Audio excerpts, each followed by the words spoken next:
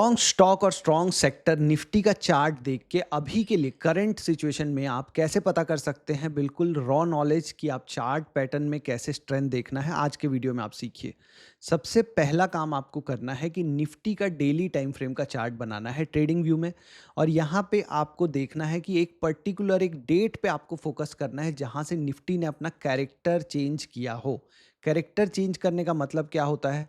कोई भी स्टॉक या तो सेक्टर तीन ही चीज़ें कर सकता है। पहला, या तो वो अप ट्रेंड में हो, दूसरा या तो वो डाउन ट्रेंड में हो, और तीसरा या तो वो साइडवेज हो। साइडवेज मतलब इस तरीके से। अभी आपको क्या लग रहा है कि निफ्टी इस जोन में साइडवेज है। ये जो डेट है ये है 21 अप्रैल। यहाँ से निफ्टी आप बोल सकते हैं कि साइडवेज हो गया है शॉर्ट टर्म में।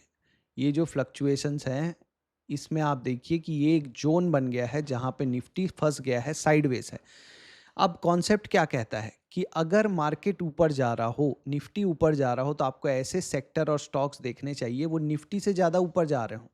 निफ्टी अगर 5% का रिटर्न दिया है, तो वो जो सेक्टर है या स्टॉक 5% से ज़्यादा रिटर्न दिया हो वो होगा अभी स्ट्रॉन्ग सेक्टर या स्टॉक।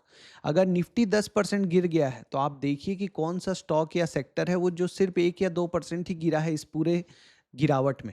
अगर निफ्टी साइडवेज है, जीरो रिटर्न्स है, तो आप देखिए कौन से सेक्टर या स्टॉक हैं जिनमें निफ्टी से ज़्यादा रिटर्न आ रहे हैं। इतना ही सिंपल है।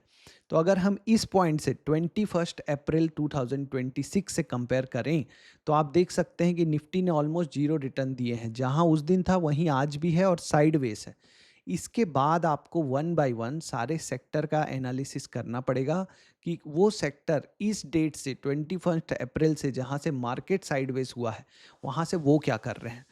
ऐसा क्यों? क्योंकि यहाँ से मार्केट मतलब ओवरऑल मार्केट सेंसेक्स निफ्टी सारे साइडवेज हो गए हैं जिनमें इंडिया की सबसे बड़ी कंपनीज है। तो अगर उनका कॉम्बिनेशन जो इंडेक्स दिखा रहा है वो अगर साइडवेज है और फिर भी अगर कोई सेक्टर या स्टॉक ऊपर ही जा रहा है तो आप कह सकते हैं कि उस सेक्टर या स्टॉक में ऐसी कोई बात है जो किन्हीं लोगों को पता है, इन्वेस्टर्स को या लेने वालों को, कि उसमें वो गिरावट नहीं आ रही, सेलिंग प्रेशर नहीं आ रहा जो यहाँ पे आ रहा है। इसी कॉन्सेप्ट को हम बोलते हैं रिलेटिव स्ट्रेंथ। तो आप अगर यहाँ पे अब इस व्यू के साथ इस चीज़ को आंखों में बसा के, आंखों को ट्रेनिंग दे के अगर आप किसी भी चार्ट को खोलें, जैसे हम यहाँ पे खोलते हैं प्राइवेट बैंक का चार्ट, निफ्टी प्राइवेट बैंक का चार्ट। ये है आपका सेम 21 अप्रैल का कैंडल। यहाँ से मार्केट ऊपर गया, यहाँ से ये भी फंसा, निफ्टी के साथ ही ट्राई किया, लेकिन ये यहाँ से पहले निकल गया निफ्टी से। तो आप बोल सकते हो कि ये निफ्टी से ज़्यादा स्ट्रांग है क्योंकि निफ्टी अभी भी इस लेवल को, हाई को क्रॉस नहीं कर पा रहा है, इसने क्रॉस कर दिया है। इसके बाद आप अगर आए फार्मा सेक्टर में, फार्मा सेक्टर का चार्ट देखिए। यहाँ पे आपको दिखेगा 21 अप्रैल का कैंडल, ये जहाँ पे इंडेक्स साइडवेज है, गिर रहा था, वहाँ पे फार्मा सेक्टर इस भी पॉइंट से बिल्कुल अप ट्रेंड में है, ऊपर की तरफ ही मूव कर रहा है। यहाँ से अभी फार्मा सेक्टर 18% का रिटर्न दे चुका है जबकि निफ्टी 0% का रिटर्न दिया है। तो आप बोल सकते हो कि फार्मा सेक्टर में खतरनाक तेजी है, सबसे तेज अभी फार्मा सेक्टर ही लग रहा है। रियलिटी सेक्टर, रियलिटी सेक्टर में आप अगर देखोगे जो 21 अप्रैल का डेट है वो है आपका यहाँ पे, ये इस डेट से ये जो सेक्टर है ये भी अभी 13% ऊपर है। जबकि निफ्टी का अगर आप हाल देखोगे तो इसी डेट से निफ्टी अभी भी साइडवेज है। तो बोल सकते हो आप कि निफ्टी से पहले इन्होंने अपना रेजिस्टेंस क्रॉस करके ऊपर निकले हैं। तो रियलिटी और फार्मा सेक्टर तो अभी बहुत ही अच्छे लग रहे हैं। अब अगर आप आए ऑटो सेक्टर में, तो ऑटो सेक्टर के चार्ट में भी आप देखेंगे कि ये जो 21 अप्रैल की कैंडल है समवेयर हियर, यहाँ से ये भी आप अपने ऊपर निकल गया है जबकि निफ्टी अभी भी उस हाई के ऊपर नहीं निकला है। तो यहाँ से निफ्टी जरूर इस हाई के ऊपर निकलने के 90% प्रोबेबिलिटी लग रही है कि इस हाई के ऊपर जाएगा। लेकिन जो सेक्टर्स पहले इस हाई को ब्रेक कर दिए हैं वही आने वाली जो इसमें जो रैली आएगी उसके लीडर्स होंगे, उसमें सबसे ज़्यादा पैसा उन्हीं सेक्टर्स में बनने के चांसेस हैं, प्रोबेबिलिटी है। तो यहाँ पे भी जब मार्केट गिर रहा था ना, यही सेम कॉन्सेप्ट आप यूज़ कर सकते हो। जब मार्केट में ये जो फरवरी से लेके आपका मार्च एंड तक जो फॉल आया, जहां निफ्टी कितना परसेंट गिरा आपका, 15%। अगर मैं मेज़र करके दिखाऊं आपको, ये टॉप से ये बॉटम लगभग 15%, 15% गिरावट कब से कब तक, 3 फरवरी से 1 अप्रैल तक। और उसके बाद ये रैली आई अप्रैल में। अप्रैल में निफ्टी में कितनी रैली आई टॉप से बॉटम तक? 10% की रैली आई। अब अगर इसी कॉन्सेप्ट को आप किसी स्टॉक के चार्ट में खोलिए जैसे एमटा टेक्नोलॉजी में, यहाँ पे आप देखिए वो सेम चीज़ जो मैं आपको बता रहा हूँ कि 3 फरवरी को ये स्टॉक था यहाँ पे।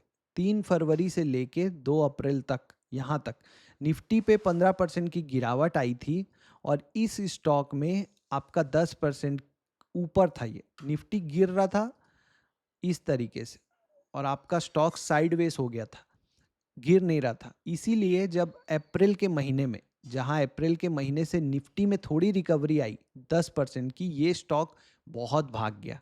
इसी को बोलते हैं रिलेटिव स्ट्रेंथ। अगर आपने उस समय इसमें ये देखा होता कि निफ्टी गिर रहा है, मेरा स्टॉक साइडवेज है, मतलब जो गिरावट पूरे मार्केट में है वो यहाँ नहीं दिखाई दे रही, मतलब इस स्टॉक में जो लोग लेके बैठे हैं उनको जरूर ऐसी कोई बात पता है कि ये निफ्टी के साथ नहीं गिर रहा है। सिंपल सा कॉन्सेप्ट है। अगर निफ्टी गिर रहा है तो सेंटीमेंट कितना खराब होता है, सब कोई बोलते हैं 15,000 चला जाएगा निफ्टी, भागो छोड़ के भागो। वैसे में भी अगर कोई स्टॉक नहीं गिर रहा है मतलब वहाँ पे जो लोग लेके बैठे हैं, जिनके पास वो शेयर्स हैं, उनको डर नहीं लग रहा है। अगर डर लगता तो वो भी बेचते, और बेचते तो यहाँ पे प्राइस में दिखता। और अगर डर नहीं लग रहा है तो डर के पीछे कोई कारण तो होगा, मे बी फंडामेंटल कारण, स्टोरी कुछ तो होगा। तो हमेशा वो चीज़ को आपको देखना है। अगर आप ये देखने की प्रैक्टिस करने लग गए अपनी आँखों में, तो आपको समझ में आ जाएगा कि ये कैसे काम करता है, ठीक है ना? तो ये जो भी हम सेक्टर्स और जो स्टॉक्स की बात कर रहे हैं, अभी आपको जो देखना है वो क्या है कि अभी निफ्टी साइडवेज है, तो आप किसी भी स्टॉक का चार्ट खोलिए और उसके बाद देखिए कि क्या वो स्टॉक, निफ्टी जब नीचे गिर रहा है, तो वो स्टॉक्स ऊपर की तरफ भाग रहे हैं क्या? तो हमने कौन सी डेट डिसाइड की है? 21 अप्रैल, समवेयर हियर। तो यहाँ से आप देखेंगे 21 अप्रैल से, जैसे एग्जाम्पल के लिए, कोई रिकमेंडेशन नहीं है, हम स्टॉक्स का एनालिसिस कर रहे हैं सिर्फ आपको ये कॉन्सेप्ट समझाने के लिए। 21 अप्रैल से यहाँ से आप देख रहे हो, जब निफ्टी साइडवेज था तो बजाज फाइनेंस ने सबसे पहले निफ्टी की बजाय अपने हाई को उसको तोड़ दिया था 21 अप्रैल को। और इसीलिए ये स्टॉक जो है अभी भी आप देखेंगे ऊपर की तरफ ही जा रहा है। क्यों? क्योंकि स्टॉक में तेजी है वो दिख रहा है। 24% रिटर्न, निफ्टी में 0% रिटर्न।